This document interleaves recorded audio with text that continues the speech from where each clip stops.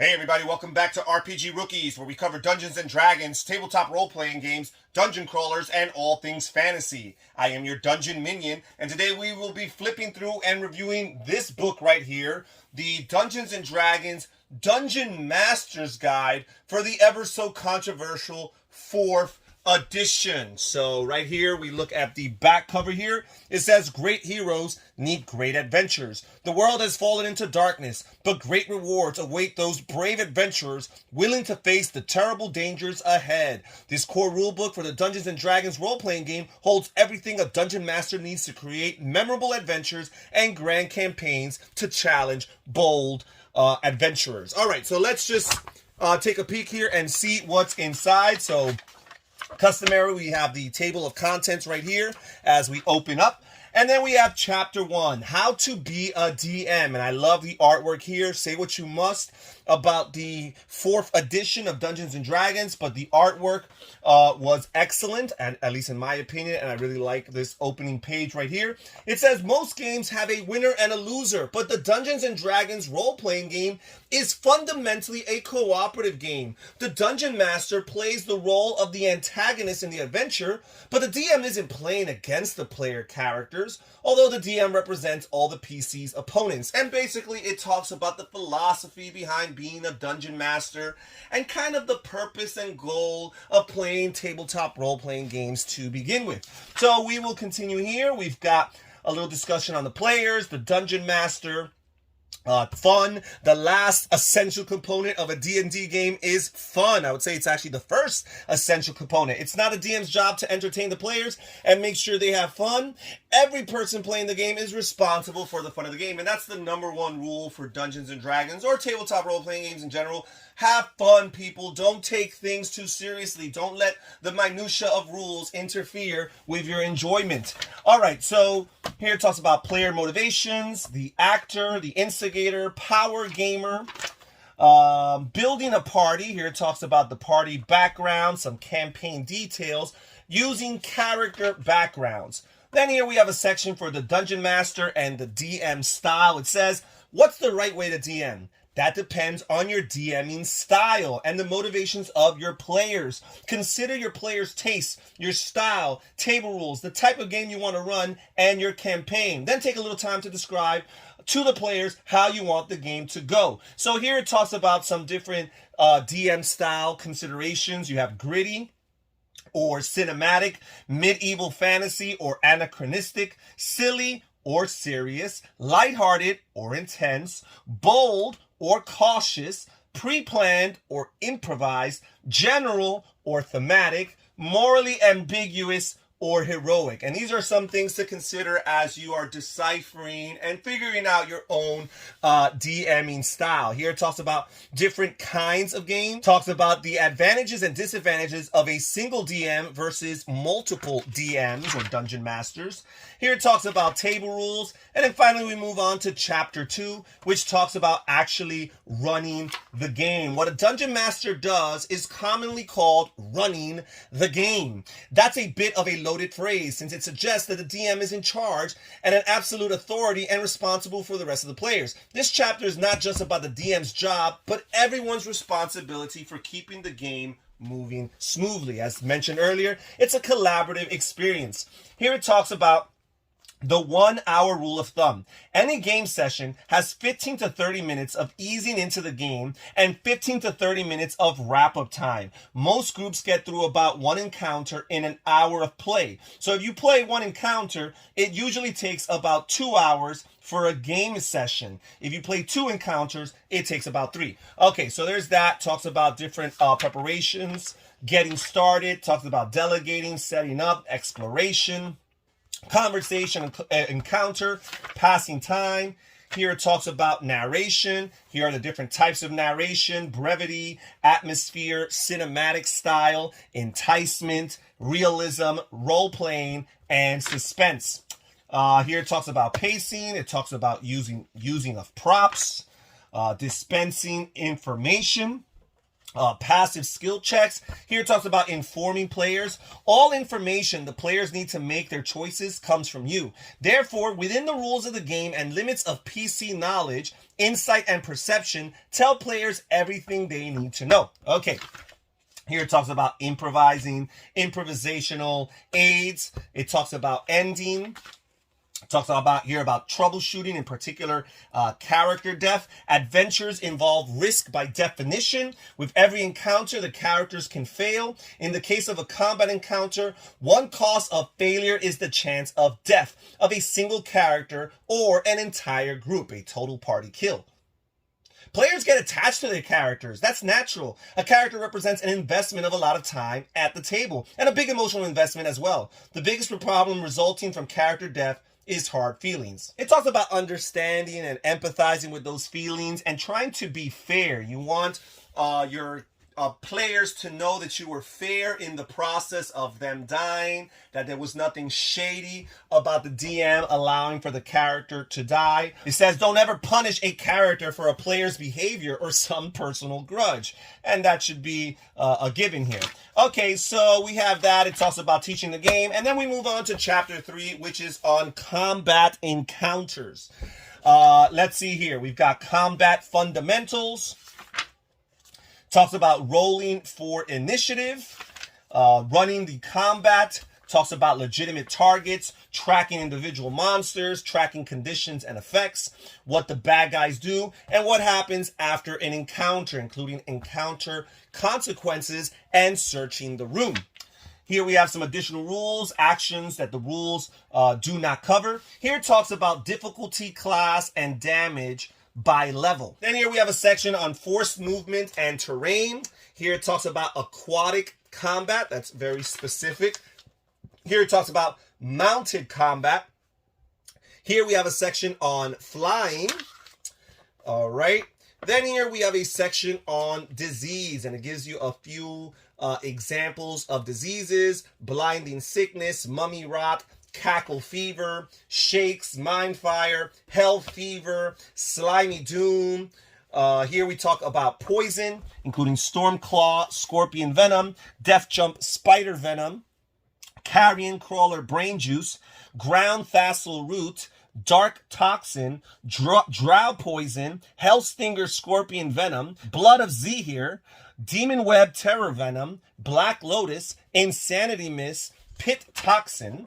And then we move on to chapter 4, which is a section on building encounters. This chapter gives you the building blocks you need to build your own combat encounters. Non-combat encounters are going to be discussed later on in chapter 5. And again, I really enjoy the artwork in this book. It's not as saturated with artwork as some of the other editions of D&D. However, the quality of the artwork I find is really good. All right, then we move on. Talks about monster roles, artillery, brute, controller, lurker, minion, skirmisher, soldier, elite monsters, solo monsters, and leaders. Here it talks about combat encounter components. Here it has the different encounter levels, different standard monsters, minions, elites, and solos. Here it talks about target experience point reward. To find your total experience point budget, multiply the number of characters in the party by the experience value of a monster, whose level is equal to the encounter level you chose. And that's how you'll determine the experience points reward. Then we move on here. It talks here about encounter templates. Battlefield control, Dragon's Den, Commander and Troops, Double Line, Wolf Pack, simple substitutions. Here it talks about encounter setting, talks about interesting areas. You want room to move. You want to account for the fact that bigger creatures need more space. Avoid symmetry because symmetry is boring. Fantasy it up. And for outdoor encounters, start the character 10 squares away from the monsters. So here it talks about terrain features, difficult terrain, blocking terrain, challenging terrain, obscure terrain, and hindering terrain. Here it talks about cover terrain. Here it talks about terrain and roles. You have artillery, brutes and soldiers, controllers, lurkers, skirmishers. Here it talks about building an encounter script. Terrain and monsters never combine in a vacuum. The character's abilities and tactics, the encounter's purpose in the overall adventure, and the goal of the encounter all play a role in determining the right terrain for an encounter.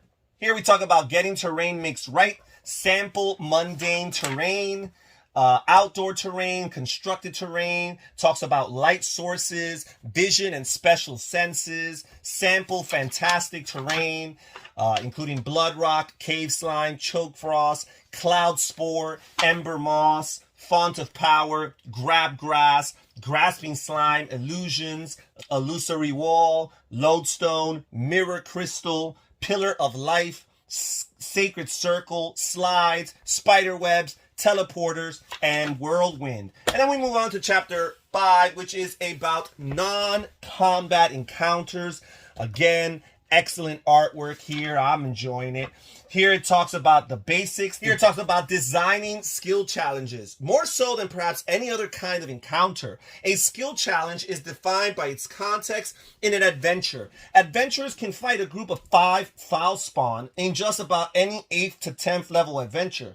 But a skill challenge that requires the PCs to unmask the doppelganger in the Baron's Court is directly related to the particular adventure and campaign it's set in. Follow these steps to design skill challenges for your adventure. So first it talks about step 1, which is the goal and the context. Step 2, level and complexity. Finally, step 3, skills. What skills naturally contribute to the solution of the challenge, and how do the characters use these skills in the challenge? That's what the DM is considering as he or she is creating these skill checks or these skill challenges.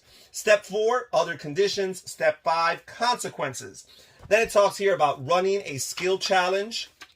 It talks in particular about skill checks, some samples of skill challenges. Here we have the negotiation, and it gives a little bit of detail, including some narrative, kind of simulating the idea of player characters participating in this skill check.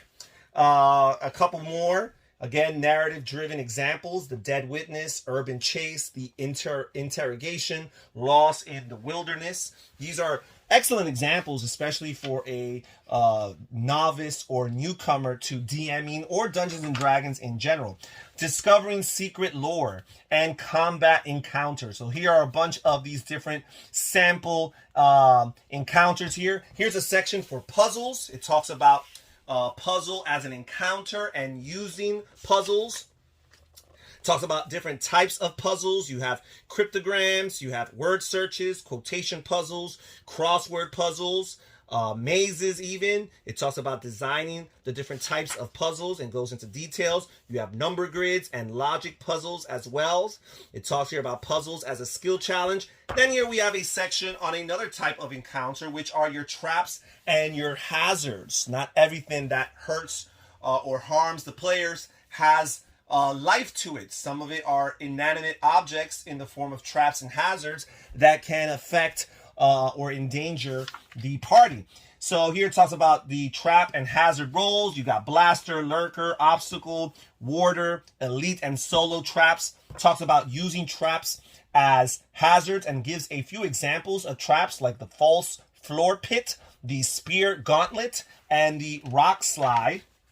We have a few more here, like the magic crossbow turret, the pendulum scythes, the doom spore, the whirling blades, the treacherous ice sheet, and the poisoned dart wall. Here we have some more: the glyph of warding, the dagger horn of Breer, the flame jet, the caustic geyser, the electrified floor, the spectral tendrils, and the cave-in. We have even more, I guess, of these. We have the altar of zealotry, the field of everflame, the kinetic wave, the entropic collapse, the symbol of suffering, the soul gem, and the sphere of annihilation. Then we move on to chapter 6, which is a section on adventures. And again, continuing with the excellent artwork. I really like the artwork in this edition. Maybe not for everybody, but I definitely gravitate towards it. So here is a section on adventures. It talks to you about hooking the characters or the players, bringing them out, wandering off course, skipping to the end. Here's a section on building an adventure, the structure of an adventure. All good adventures have a clear structure, like a novel or a story. An adventure has a clear beginning, a middle, and an end. And it talks in detail about these three sections, the beginning, the middle, and the ending. Here it gives you an example of good structure, including hooks, choice, challenges, excitement, and climax. And poor structure with bottlenecking, railroading, cluelessness, sidelining, and squelching. So it gives you very clear examples, and including anticlimax. So here is a section for quests. It talks about using basic quests, major quests, minor quests, and a section here on how to design quests. Here it talks about complexity and difficulty. It talks about fantasy, including fantasy in your construction of these quests. The D&D game is all about fantasy, so don't feel restricted by realism when coming up with weird and interesting adventure elements, guys. Think outside of the box. We have a section here for monsters, NPCs, player motivations, traps and hazards, and fun. Here it talks about setting, and setting is very important in construction of a adventure. You can have an underground setting versus a wilderness setting, a civilized or maybe urban setting, a planar setting here. Talks about setting, personality, creator and inhabitants, history, environment, and atmosphere. It says a subtle but important way to communicate your setting's personality to the players is through the background's sensory details that you use in your description. The ambiance the characters experience in this place. Remember to consider all 5 senses, as well as harder to define gut feelings and emotional responses characters might have to the setting. Here it talks about setting details. Here it talks about different dungeon rooms and different dungeon room possibilities, such as arena, nursery, armory, observatory, audience chamber, prison, burial site, quarters, cookery, temple, guard post, library, museum, workshop. Here it talks about outdoor terrain possibilities, underground terrain possibilities, upscale trades and services, interesting city sites. Here's a sample of furnishing and features, such as an alcove, a balcony, a bench, a cage, a chair, a chest, a curtain, fallen stones, fountain, idols, manacles, murder hole, pedestal, platform, ramp, screen, shrine, stuffed beast, tapestry, trash, weapon rack. Lots of different options as far as furnishings is concerned. Talks here about mapping the site. It talks here about outdoor settings, event-based adventures, cast of characters such as allies and patrons and enemies, extras, bringing the cast to life. And that's it as far as chapter 6. Here we move on to chapter 7, which talks about rewards. But I think that's pretty much the meat of the book. The last couple chapters, we have rewards. We have a section here that talks about campaigns and basically tying in multiple quests and or adventures in a larger linear fashion to create these bigger experiences as campaigns. Here talks a section about the world. Again, I really like this artwork here. It's just the coloring is so evocative. It really draws me into this place and into this setting here. Talks here about the D&D world, the different sizes of villages and towns and cities, governments, commerce, other things to consider, religion, all of these things, organizations, all the things you got to consider in your factoring in of the world, the wild, weather and environmental dangers, the different planes, the gods, different artifacts here. We have a list of several artifacts. Here's a section for languages, which is very important in D&D. Here we have a section for the DM's toolbox, and it talks about customizing monsters. And I guess it has a little bit of a bestiary here in the back with different examples, templates of different monsters you can utilize in your dungeon or adventure creation. And we have a section here for random dungeons, doors, and chambers. Has a few grids here, random encounters. And then chapter 11 is the Fall Crest. It says here, where do the player characters go when they're not battling through dismal dungeons or exploring ancient ruins? Where do they go to spend the treasure they win and rest up for the next adventure? The answer is simple. A base town. A base town is a haven where the heroes can interact with patrons, listen for rumors, sell art objects or magic items, and buy new gear. And basically we have the town of Fall Crest here. It has a map of it, and it's used as a location where players can go in between in order to have other different types of encounters in between adventures. Here is a map of Cobbled Hall. Here is a few other breakdowns. And that's pretty much it as far as this book is concerned. Here in the back we have this little chart here, this PC combat card. And we have an index for all of the different things that you're looking for in this book. And that's it for today's flip through and review. I really liked in particular the artwork here. Again, very sporadic. It's not as saturated with art as some other editions of D&D, but I find the art to be of very high quality. And that's it for today's video. Thank you for joining us here at RPG Rookies. Please comment down below. Tell me what you think about this product here, and we'll catch you guys next time. Take care. Bye-bye.